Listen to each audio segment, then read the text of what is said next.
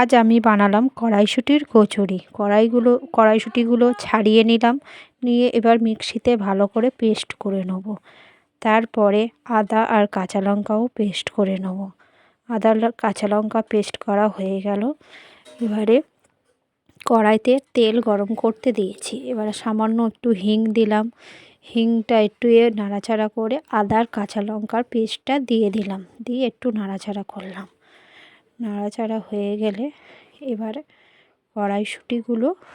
কড়াইশুঁটির পেস্টটা দিয়ে দেবো, দিয়ে একটু নাড়াচাড়া করতে থাকবো। নাড়াচাড়া করা হয়ে গেলে একটু সামান্য একটু নুন ছড়িয়ে দিলাম। নুন দেওয়ার পর এবার হালকা একটু মিষ্টি ছড়িয়ে দিলাম। মিষ্টি ছড়িয়ে ভালো করে কড়াই নেড়ে নেড়ে পাক করে নিলাম। এবারে ময়দাটা মেখে নিলাম। ময়দার মধ্যে চিনি, নুন, তেল দিয়ে ময়দাটা ভালো করে মেখে নিয়েছি। তারপরে কড়াইশুঁটির পুরগুলো করে নিলাম। ময়দার মধ্যে পুর করে নিয়ে এবার বেলে নেব। এবার বেলা হচ্ছে। বেলা হয়ে গেলে সেইটা তেল গরম করতে দিয়েছি, তেলের ওপরে ছেড়ে দিলাম কড়াইশুঁটির কচুরিগুলো ভালো করে ভেজে নিয়ে লাল লাল করে ভেজে তুলে নেব। কচুরিটা ভাজা হয়ে গেলে এবার আলুর দম করব। আলুর দমের জন্য কড়াইতে তেল গরম করতে দিয়েছি। এবার আলুগুলো ছেড়ে দেবো। আলুগুলো ছেড়ে দিয়েছি। এবার একটু নাড়াচাড়া করে ভালো করে নাড়াচাড়া করে একটু নুন দিয়ে দেবো, দিয়ে লাল লাল করে ভেজে নেব। ভাজা হয়ে এলে আলুর দমটা করে নেব। ভালো করে ভেজে নিচ্ছি। নিয়ে এবার তেল গরম করে গোটা গরম মশলা আর একটা শুকনো লঙ্কার ফোড়ন দিয়েছি। এবার টমেটোটাও দিয়ে দিয়েছি। দিয়ে টমেটোটা নরম হয়ে গেলে একটু নুন ছড়িয়ে দিয়েছি, দিতে টমেটোটা নরম হয়ে গেছে।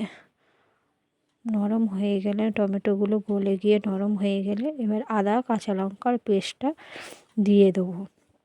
আদা কাঁচা লঙ্কার পেস্টটা দিয়ে ভালো করে নাড়াচাড়া করে নিয়ে একটু কাঁচা গন্ধটা চলে গেলে এবার ওর মধ্যে একটু হলুদ গুঁড়ো, একটু লঙ্কা গুঁড়ো দিয়ে দিলাম। দিয়ে একটু নেড়ে চেড়ে নিয়ে এবার আরও একটা জিনিস দেবো, সেটা হচ্ছে পোস্ত চালমগজ বাটাটা দিয়ে দিলাম। দিয়ে ভালো করে নেড়ে চেড়ে নিয়ে মশলা থেকে তেল ছেড়ে গেলে তারপরে ভাজা আলুটা দিয়ে দেবো।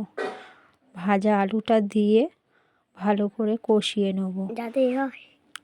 ভালো করে কষিয়ে নেব। ভালো করে কষিয়ে নেব। ভালো করে আলুটা কষে নিয়ে তারপরে একটু জল ঢেলে দিলাম। এবারে জল দিয়ে একটু চাপা দিয়ে রেখে দেবো, যাতে আলুটা সিদ্ধ হয়ে যায়। সিদ্ধ হয়ে এলে এবার একটু ধনে পাতা ছড়িয়ে দিলাম।